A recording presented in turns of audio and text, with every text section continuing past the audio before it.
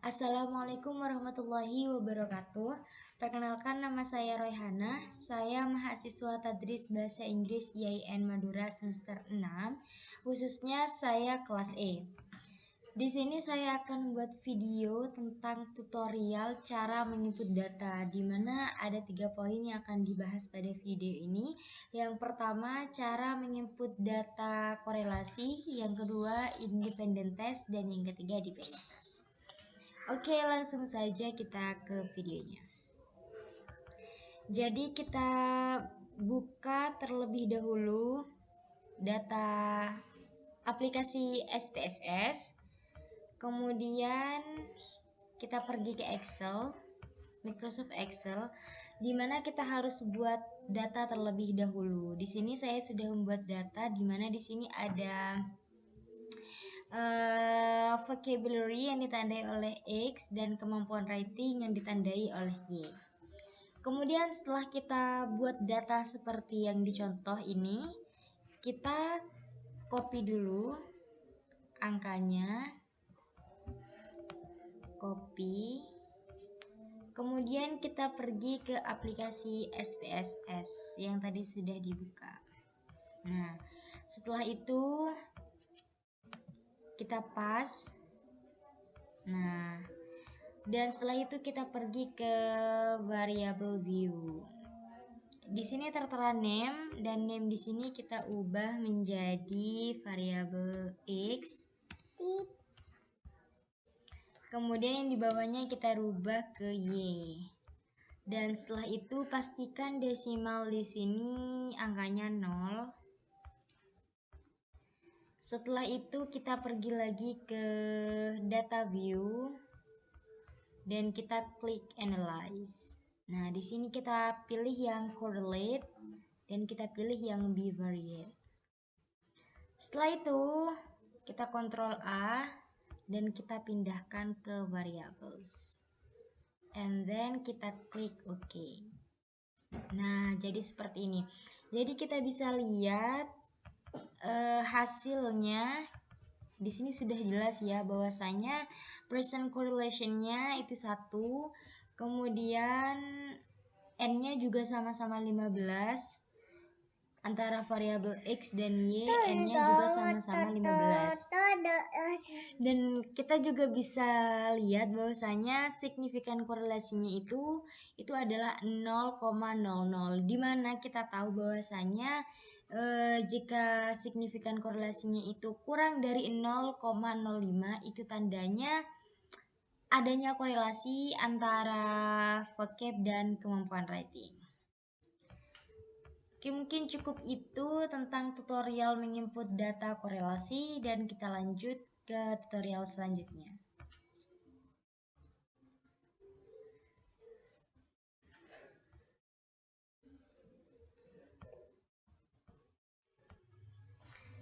Oke, kemudian lanjut ke tutorial yang kedua, yaitu menginput data independent test. Oke, yang pertama seperti biasa kita ke Microsoft Excel dulu, dimana kita buat data terlebih dahulu teman-teman seperti yang tadi, dan bisa dilihat di sini sudah ada data hasil belajar vocabulary. Kemudian ada hasil belajar kelas A dan juga kelas B. Kita bisa dilihat di sini ada beberapa nilai. Kemudian di sini juga ada grupnya. Dimana kelas A di sini grup 1 dan B ini adalah grup 2. Setelah itu kita copy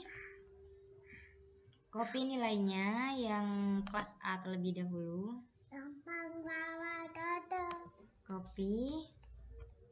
Dan setelah itu kita langsung pergi ke aplikasi SPSS. Nah, di sini sudah tertera hasil. Kemudian kita langsung paste yang nilai tadi. Nah, setelah itu kita lanjut ke Microsoft Excel lagi dan kita copy hasil yang kelas B. Tadi kan yang kelas A, sekarang kita copy yang kelas B. Kita klik copy dulu. Nah, copy. Setelah itu kita pergi ke aplikasi SPSS lagi dan kita pas di bawahnya. Kita pas di bawahnya. Nah, seperti ini. Kemudian kita lanjut yang kolom kelas ini. Kita buka Microsoft Excel lagi dan kita copy yang A terlebih dahulu. Copy. Nah, kemudian kita taruh di kolom kelas. Kita pas. Nah, setelah itu lanjut yang grup B, kolom B.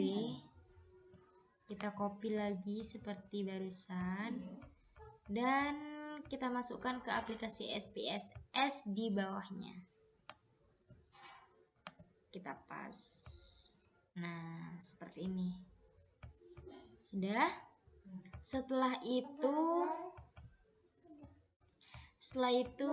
kita pergi ke variable view dan pada kolom name ini kita tulis hasil.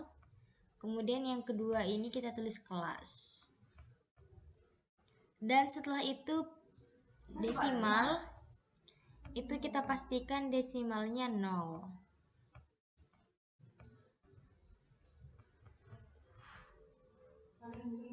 Nah, untuk kolom label ini yang pertama kita tulis hasil belajar vocabulary, kemudian yang kedua kita tulis kelasnya. Dan setelah itu ketika sudah selesai kita pergi ke data view lagi. Data view dan kita klik analyze. Dan kalau tadi kita pilih correlate, sekarang kita pilih compare means dan kita pilih independent sample test. Nah, setelah itu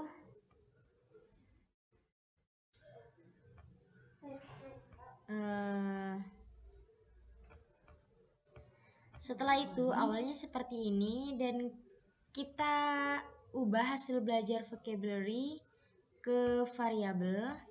Kemudian yang kelas kita pindah ke grouping variables. Dan setelah itu kita klik divine groups dan kita tulis grup 1 1, kemudian grup 2 2 dan kita klik continue. Setelah itu klik OK. Dan inilah hasilnya. Kita bisa lihat bahwasanya di sini sudah jelas, sudah tertera bahwasanya signifikansinya itu sebentar. Nah, kita bisa lihat di sini child signifikansinya itu 0,9 dan kita tahu bahwasanya jika hasilnya lebih dari 0,05 itu tandanya tidak ada perbedaan hasil belajar vocabulary antara kelas A dan kelas B. Ya, mungkin cukup sekian tentang tutorial independent test. Lanjut ke tutorial yang ketiga.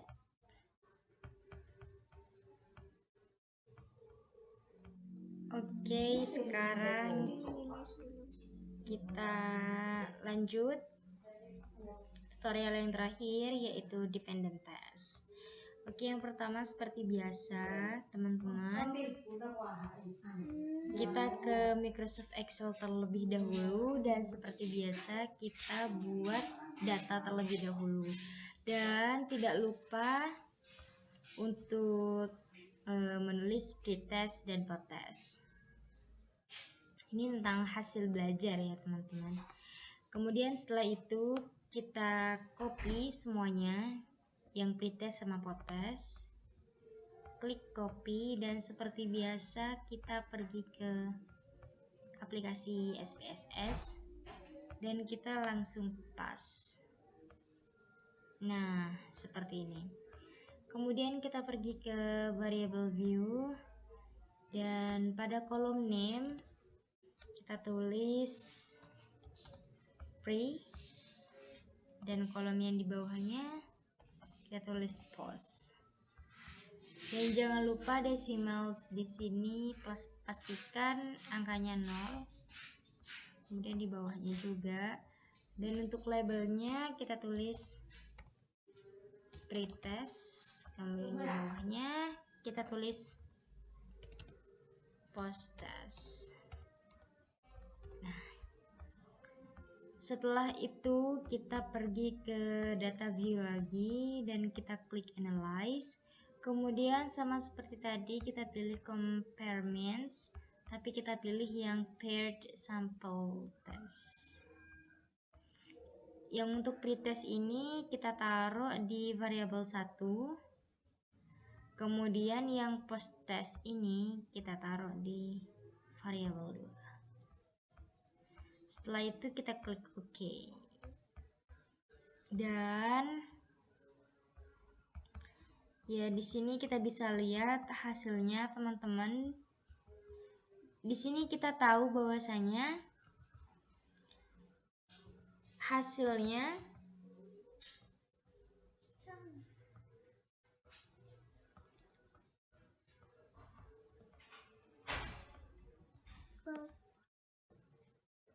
ya, kita lihat dulu di sini sudah tertera bahwasanya signifikansinya itu 0,58 dan kita tahu bahwasanya jika hasilnya lebih dari 0,05 itu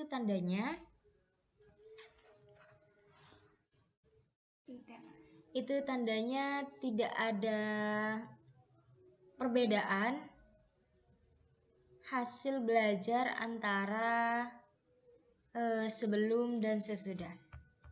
Mungkin cukup itu saja tutorial dari saya tentang menginput data dependent test. Terima kasih and wassalamualaikum warahmatullahi wabarakatuh.